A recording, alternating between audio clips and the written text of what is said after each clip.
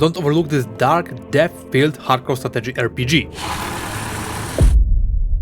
The intense and brutality challenging strategy, or as some call it, puzzle game that is Remore Infested Kingdom, proves to be both frustrating and oddly satisfying. If you enjoy thinking, strategizing, planning or predicting what comes next, whenever you have a massive IQ of 200 or more modest one like -69, your brain will be put to the test in this god-forsaken kingdom infested with vile creatures. Thanks to Webzen, the publisher, I had the opportunity to play Remore Infested Kingdom on my livestream, and I encourage you to subscribe for future sessions, of course. The game is seriously difficult. I played on survival mode, which I assume is a medium difficulty, and making too many mistakes proved crucial. Being an overthinker makes you analyze every move before taking action. It wasn't just amusing and interesting, it was challenging, and many, including myself, enjoy it. In Remore Infested Kingdom, you assume the role of an ex-knight who didn't flee the contaminated area and choose to survive while aiding others. William's motivation isn't purely heroic. More people helping him survive means providing food and safety for them also.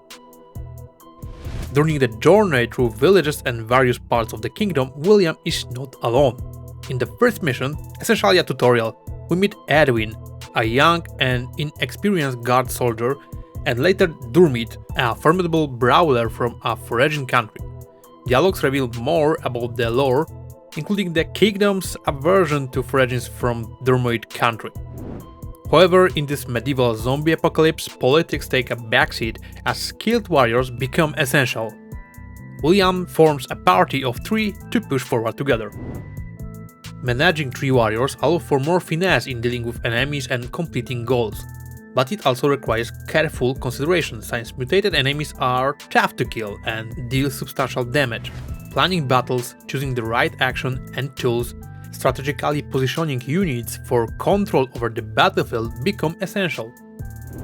In a world full of zombies and mutants, nothing stayed the same for long, and the Remore Infested Kingdom emphasizes the need for constant progress to avoid being slowly chased by enemies. The pixel art style, though not the best globally, is above standard and provides a visual pleasing experience. The darker colors suits the game theme well, making it easy to spot units and enemies on the map.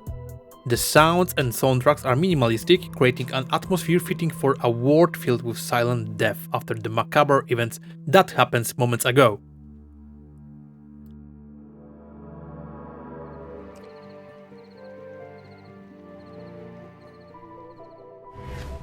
What adds to the fun is that even on the weakest difficulty, the game can become challenging if too many mistakes are made.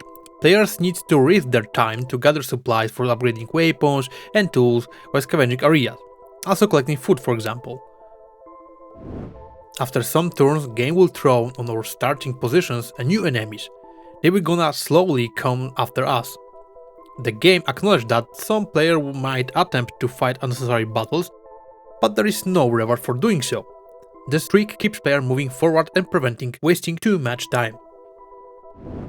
However, the game isn't without its issue. Playing in early access, I must address the difficulty.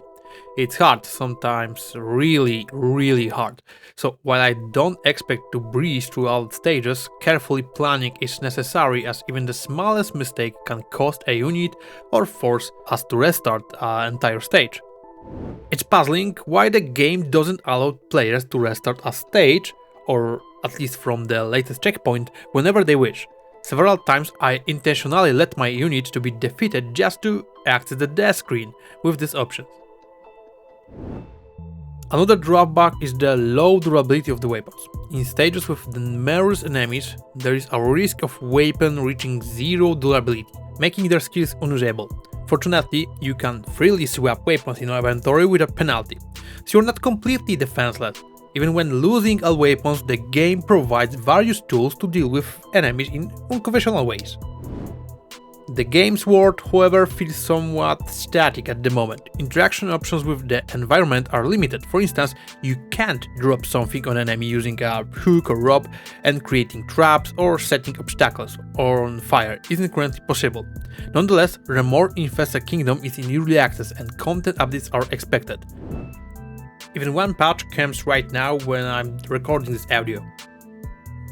In the description you will find a link to the game, I highly recommend checking it out, and that concludes today's indie game showcase. Subscribe for more and I will see you next time, bye!